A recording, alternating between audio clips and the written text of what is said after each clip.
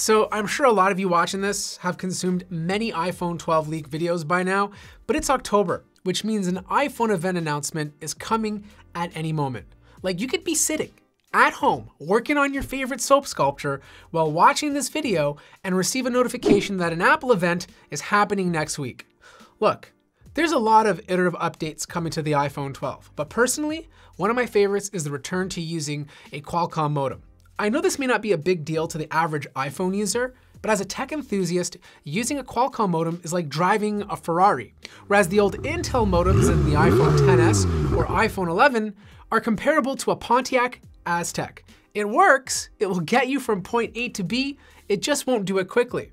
Design is probably the biggest update, combining the unique boxy look of the iPhone 5, my personal favorite, with the iPad Pro. It's a modern take, but a take that I think many will love, especially if they make it available with lots of different colors to choose from.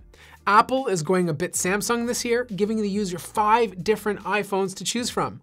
The recently announced iPhone SE, Apple's most affordable iPhone, the new iPhone 12 mini, the iPhone 12, the iPhone 12 Pro, and the iPhone 12 Pro Max. There will be an iPhone at pretty much every price point.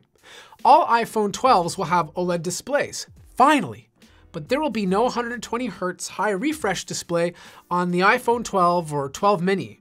But there's some debate that it might make it to the iPhone 12 Pro and 12 Pro Max, but most think it won't be a thing until next year. Look, I like a high refresh display. It's a nice have, but it's not a must-have feature unless you're a hardcore mobile gamer. It won't change the way you use your phone, and quite frankly, the average user won't care.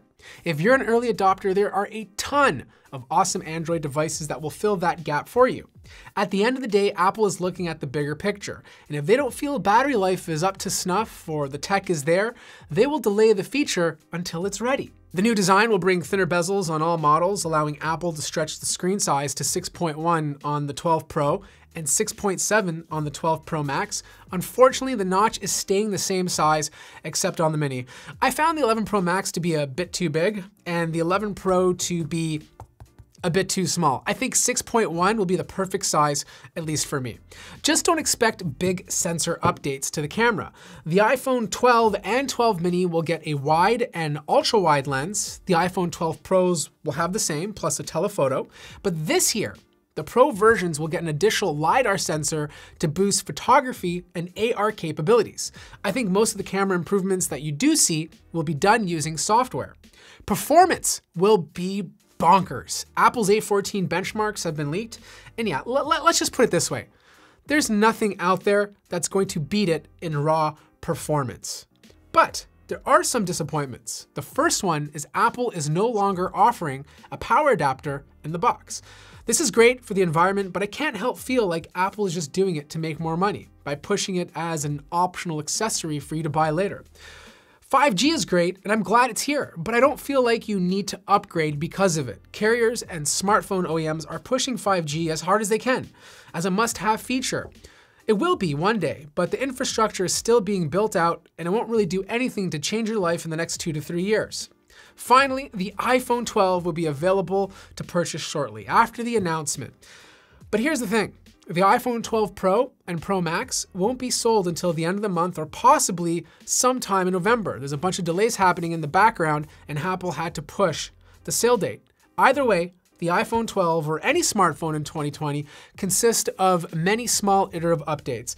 Now that's not a bad thing. It just means smartphones have become so refined that big breakthroughs take much longer.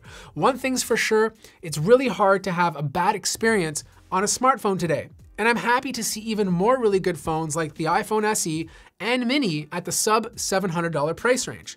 I'll be reviewing as many iPhone 12s as I can, so make sure to subscribe to the channel to watch my full reviews. But will you be buying an iPhone 12? Let me know what you think in the comments below and let me know what you're upgrading from. Like the video if you liked it, subscribe if you haven't already, and I'll see you guys in the next video.